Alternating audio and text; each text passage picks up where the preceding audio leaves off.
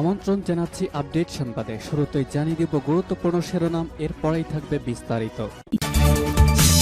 গাজায় একের পর এক ইসরায়েলি সেনা প্রাণ হারাচ্ছে এবং মিথ্যা কথা বলেই যাচ্ছেন ইসরায়েলের যুদ্ধবাজ প্রধানমন্ত্রী বেনিয়ামিন নেতানিয়াহু, বললেন বিরোধী দলীয় নেতা ইয়ার লাপিড। এদিকে হামাস এবং হিজবুল্লাহর নতুন খেল শুরু, একদিনে ইসরায়েলের 9 সেনা নিহত। হামাসের প্রতি সমর্থন বেড়েছে ফিলিস্তিনিদের। জানাবো গাজাবাসীর সময় ও বিকল্প ফুরিয়ে যাচ্ছে, জানালো ইউএনআরডব্লিউএ প্রধান। আরও থাকবে মিয়ানমারের স্বৈরশাসনের অবসান ঘটাতে লড়াই চলবে। এবং সর্বশেষ জানিয়ে দিব ভারতের সংসদে ঢুকে 2 তরুণের স্লোগান, স্বৈরতন্ত্র চলবে না, তানাশাহি নেহি চলেগি। শুনছিলেন সংবাদ শিরোনাম, এখন বিস্তারিত। তার আগে অনুরোধ থাকবে ভিডিওতে একটি লাইক দিন এবং কমেন্টস করে জানিয়ে দিন কোন জেলা থেকে বা কোথা থেকে আমাদের সঙ্গে যুক্ত রয়েছেন।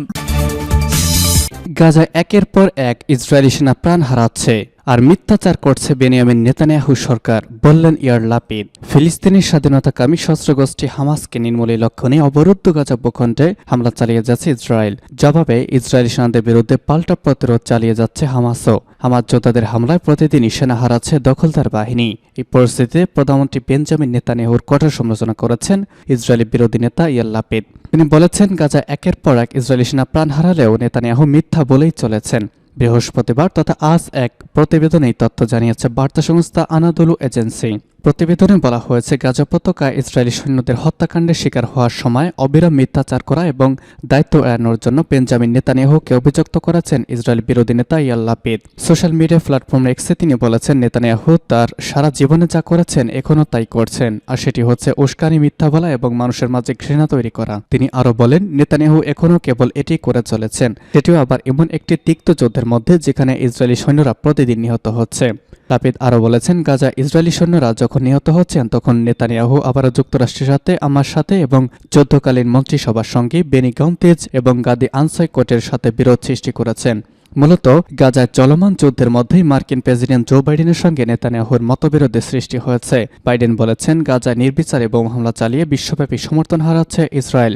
মার্কিন ডেমোক্রেটিক প্রেসিডেন্টের মন্তব্যকে ইসরায়েলের নেতৃত্বের বিরুদ্ধে এখনও পর্যন্ত তার সবচেয়ে কঠোর সমালোচনা বলে মনে করা হচ্ছে। এছাড়া বিভিন্ন ইস্যুতে ইসরায়েলের প্রধানমন্ত্রী বেঞ্জামিন নেতানিয়াহুর সঙ্গে মতবিরোধ রয়েছে বলে স্বীকার করেছেন প্রেসিডেন্ট বাইডেন। দ্বিপাক্ষিক সম্পর্ককে দীর্ঘ সময় পেরিয়ে গেলেও সেসব মতভেদ দূর হয়নি বলে উল্লেখ করেছেন তিনি। হামাসের ভয়ঙ্কর হামলা, একদিনে ইসরায়েলি 10 সেনা নিহত। জ্যেষ্ঠ 2 কমান্ডার ও কয়েকজন কর্মকর্তা সহ গাজা একদিনে ইসরায়েলি 10 সেনা নিহত হয়েছেন। এদের মধ্যে গাজা সিটির শহরতলি সুজাইয়া হামাস যোদ্ধাদের সঙ্গে লড়াই মারা গেছেন 9 জন। নিহতদের মধ্যে বেনিয়ামিন বাসাদ, ইসরায়েলের সামরিক বাহিনীর অন্যতম জ্যেষ্ঠ কর্মকর্তা। ওই লড়াই অন্তত 3 সেনা সদস্য আহত হয়েছেন। এ পর্যন্ত গাজা স্থল অভিযানে 115 ইসরায়েলি সেনা নিহত হয়েছেন। ইসরায়েলি সামরিক বাহিনী বরাদে টাইমস অব ইসরায়েল এসব তথ্য জানিয়েছে। ওই দিন 3টি ভবন পরিত্যক্ত ভেবে প্রবেশ করে ইসরায়েলি সেনারা, তখনই হামাস যোদ্ধারা গ্রেনেড হামলা এবং গুলি শুরু করেছেন। বিস্ফোরণের আঘাতে ঘটনাস্থলে 4 সেনা নিহত হয়েছেন। অবরুদ্ধ গাজায় ইসরায়েলের অব্যাহত বিমান হামলায় প্রতিদিনই বাড়ছে ফিলিস্তিনি হতাহতের সংখ্যা। সেই সঙ্গে উপত্যকায় জরুরি ত্রাণ সরবরাহ করা হওয়া সম্ভব হচ্ছে না। সিএনএন জানিয়েছে, গাজার বাস্তুচ্যুত লাখো ফিলিস্তিনি অনাহার ও প্রাণঘাতী সংক্রমণ রোগে আক্রান্ত হওয়ার ঝুঁকিতে আছেন। কেয়ার ইন্টারন্যাশনালের ত্রাণকর্মী সালোয়া দেবী বলেছেন, গাজায় শিশুদের শীতের রাতে গায়ে জড়ানোর মতো গরম কাপড় নেই, খাবারের জন্য তারা চিৎকার করছে। গাজার বিভিন্ন চেকপয়েন্টে ইসরায়েলি সেনারা চিকিৎসা কর্মীদের ওপর নিপীড়ন চালাচ্ছে। এই অবস্থা বিশ্ব স্বাস্থ্য সংস্থা WHO এ ধরনের পদক্ষেপ থেকে বিরত থাকতে ইসরায়েলের প্রতি আহ্বান জানিয়ে আসছে। শুধু বিবিসি জানিয়েছে, গতকাল তারা 250টি লক্ষ্যে বিমান হামলা চালিয়েছে, এতে 50 ফিলিস্তিনি নিহত হয়েছে। গাজা স্বাস্থ্য মন্ত্রণালয় জানিয়েছে, 7 অক্টোবরের পর্যন্ত 18,600 ফিলিস্তিনি নিহত হয়েছেন। আরেকটি প্রতিবেদনে এসেছে 18,800 ফিলিস্তিনি নিহত হয়েছেন। আহত হয়েছেন 50,000-এর বেশি। হতাহতের অধিকাংশই নারী এবং শিশু। চলমান হামলার মধ্যে একটি স্থায়ী যুদ্ধবিরতির চেষ্টা অব্যাহত রাখছে জাতিসংঘ।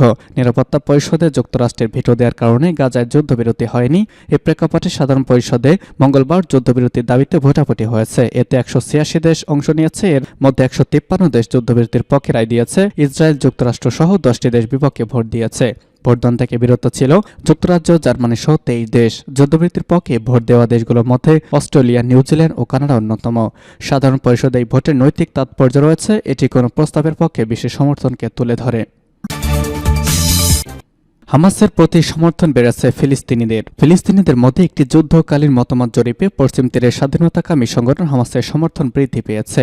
আজ এই জরিপের ফলাফল প্রকাশ করা হয়েছে। একই সাথে যুদ্ধ বিধ্বস্ত গাজা উপত্যকায় হামাসের সমর্থন বেড়েছে বলে মনে করা হচ্ছে এবং 90% বলছে ফিলিস্তিনের প্রেসিডেন্ট মাহমুদ আব্বাসের পদত্যাগ করা উচিত।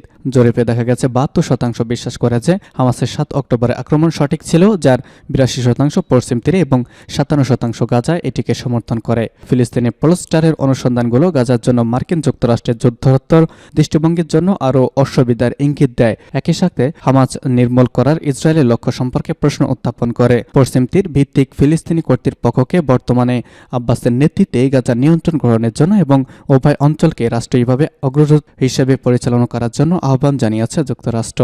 মার্কিন কর্মকর্তারা বলছেন পিকেএ অবশ্যই পুনরুজ্জীবিত করতে হবে, তবে এর অর্থ নেতৃত্বে পরিবর্তন হবে কিনা তা এখনই বলা যাচ্ছে না। পিএ পশ্চিম তীরে পরিচালনা করে এবং 2007 সালে হামাসের একটি সহিংস অভ্যুত্থান পর্যন্ত গাজা শাসন করে। হামাস সংসদে সংঘর্ষটা অর্জনের পর 2006 সাল থেকে ফিলিস্তিনিরা নির্বাচন করেনি। সূত্র টাইমস অব ইসরায়েল। গাজাবাসীর সময় ও বিকল্প ফুরিয়ে যাচ্ছে, বললেন ইউএনআরডব্লিউএ প্রধান। ফিলিস্তিনি উদ্বাস্তুদের জন্য জাতিসংঘের সংস্থার প্রধান ফিলিপ লাজারিনি সতর্ক করে দিয়ে বলেছেন, হামাসের বিরুদ্ধে ইসরায়েলের চলমান যুদ্ধের কারণে গাজার জনগণের সময় ও বিকল্প ফুরিয়ে যাচ্ছে। তিনি জেনেভায় গ্লোবাল রিফিউজ ফোরামে ভাষণ দেওয়ার সময় একথা বলেছেন। লাজারিনি বলেছেন, ফিলিস্তিনির একটি সংকুচিত জায়গায় বোমাবর্ষণ, বঞ্চনা ও রোগের সম্মুখীন হচ্ছে। তিনি গাজার পরিস্থিতিকে পৃথিবীর বুকে নরক হিসেবে বর্ণনা করেছেন। পাশাপাশি তিনি সতর্ক করে দিয়ে বলেছেন, ফিলিস্তিনি ভূখণ্ডের লোকেরা 1948 সাল থেকে তাদের ইতিহাসের অন্ধকার অধ্যায়ের মুখোমুখি হচ্ছে এবং এটি একটি বেদনাদায়ক ইতিহাস।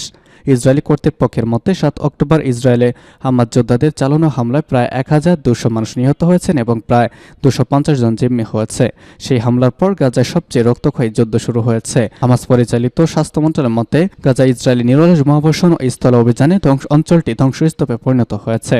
জাতিসংঘের অনুমান, গাজার 24 লাখ মানুষের মধ্যে 19 লাখ বাস্তু হয়েছে এবং তারা প্রতিদিন প্রায় 100টি সহায়ক ট্রাক পেতে পণ্য গ্রহণ করেছে। লাজারিনি বলেছেন, আমরা পর্যাপ্ত মানবিক প্রতিক্রিয়া থেকে অনেক দূরে রয়েছি। তার মতে, যখন সহায়তা বিবরণ করা হয় তখন প্রায় একটি বৃহৎ পরিবারকে একটি টুন বা মটরশুটির ক্যান এবং 1 বোতল পানিকে ভাগাভাগি করতে হয়। প্রায় তারা এর চেয়ে বেশি কিছু পায় না। জাতিসংঘের সংস্থার প্রধান বর্ণনা করেছেন, মানুষ ত্রাণবাহী ট্রাক থামাচ্ছে এবং হতাশায় রাস্তায় খাওয়া পর্যন্ত পাচ্ছে না এবং রাস্তায় যে খাবার পাওয়া যাচ্ছে তা খাচ্ছে। গাজায় অধিকাংশ সহায়তা বিতরণ ইউএনডব্লিউআরএ এর উপর নির্ভর করে, তবে সংস্থাটির প্রধান সতর্ক করে দিয়েছেন, বলেছেন তারা সস্ততার সংস্থার সক্ষমতা এবং ধ্বংসের দ্বার প্রান্তে। মিয়ানমারের স্বৈরশাসনের অবসান ঘটাতে লড়াই চলবে। মিয়ানমারের জাতিগত সংখ্যালঘু সশস্ত্র গোষ্ঠীগুলোর জোট জানিয়েছে তারা দেশের স্বৈরশাসনের অবসান ঘটাতে লড়াই চালিয়ে যাবে। দেশটির সংঘাতপূর্ণ পরিস্থিতিতে এই জোটের সঙ্গে জান্তা সরকারের বৈঠক হয়েছে। এমনটা জানানো কয়েকদিন পরেই তারা লড়াই চালিয়ে যাওয়ার কথা জানালো। 2021 সালে দেশটির নির্বাচিত সরকারকে সরিয়ে ক্ষমতা দখল করার পর গত কয়েক মাস ধরে জান্তা সরকার কঠিন সময় পার করছে।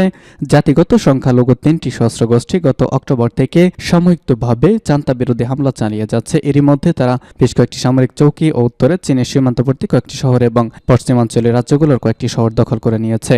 জোটটি আজ বলেছে, মিয়ানমারের জান্তা ও তাদের মধ্যকার শান্তি আলোচনার খবর প্রকাশিত হওয়ার প্রেক্ষাপটে তারা আবারও জানাচ্ছে, স্বৈরশাসনের পরিসমাপ্তি ঘটাতে তারা প্রতিশ্রুতিবদ্ধ। এক্সে পোস্টে করা একটি বিবৃতি তারা জানিয়েছে, আমাদের লক্ষ্য অর্জন করতে আরও সময় প্রচেষ্টা লাগবে। জান্তার মুখপাত্র মিনু জিনতুন বলেছেন, এই সংঘাতের রাজনৈতিক সমাধান খুঁজতে সেনাবাহিনীর প্রতিনিধিদের 3টি গোষ্ঠীর সঙ্গে বৈঠক হয়েছে। চীনের সহায়তায় বৈঠক হয়েছে। এবং সর্বশেষ জানিয়ে দিব, ভারতের সংসদে ঢুকে 2 তরুণের স্লোগান, স্বৈরতন্ত্র চলবে না। ভারতের নতুন সংসদ ভবনে ঘটে গেল হুলস্থুল কাণ্ড। দর্শক গ্যালারি থেকে লাফ দিয়ে লোকসভায় পড়লেন 2 তরুণ। তাদের হাতে ধরা টিনের কৌটা থেকে বের হলো হলুদ রঙের ধোঁয়া। সেই ধোঁয়ায় ভরে গেল লোকসভা। তাদের মুখে স্লোগান, তানাশাহি নেহিক চলেগি, স্বৈরতন্ত্র চলবে না। হকচকিত সবাই, সঙ্গে সঙ্গে মুলতবি করে দেওয়া হয়েছে সবার কাজ। সংসদের দায়িত্বে থাকা ওয়াচ অ্যান্ড ওয়ার্ড নিরাপত্তা কর্মীরা 2 তরুণকে পাকড়াও করতে দেরি করেননি।